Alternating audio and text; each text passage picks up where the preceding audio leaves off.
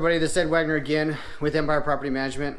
Hey, just got finished doing a walkthrough on a new property with one of our property managers. And we talked about a lot of things. One of the issues that has been the issue of the week is deposit accounting. So damages versus normal wear and tear. So we're going to sit and talk a minute and we'll get back with you. Hey everybody, back with you again. We're talking about deposit accounting.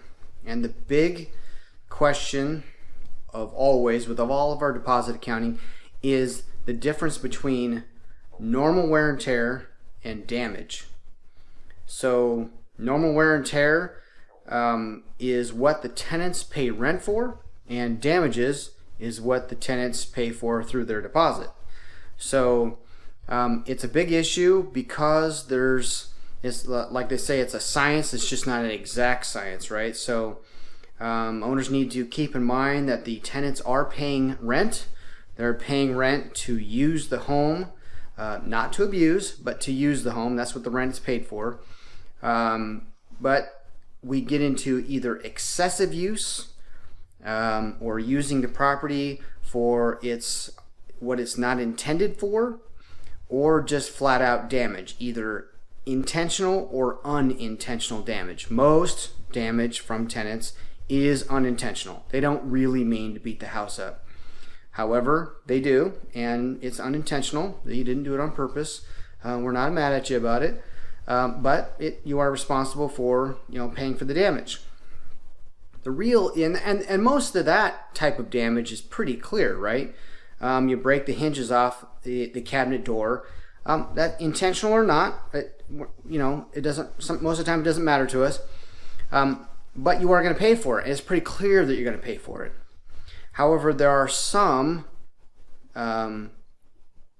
issues where it's not damage; it's just normal wear and tear. So, for instance, the carpets are 10 plus years old, and they're worn out. That's not abuse. That's not damage necessarily. It can be.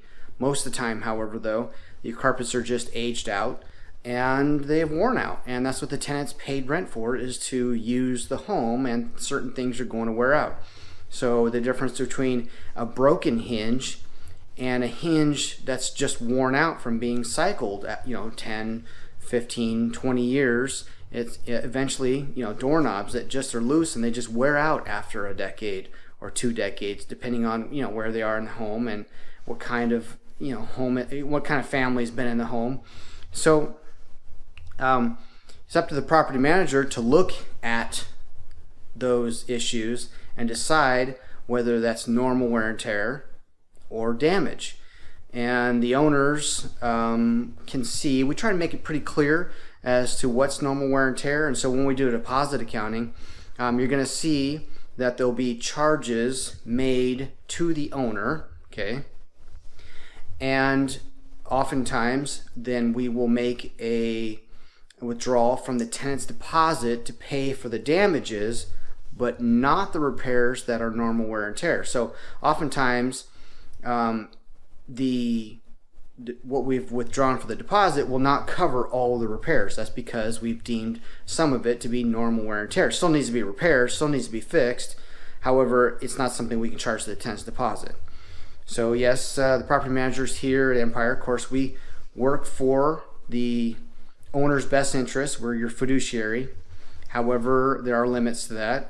We can't steal, and we won't cheat and lie for you either. We won't do anything illegal and or immoral, but we do have your best interest in mind, so we will be working for that. Anyway, hope that sums it up.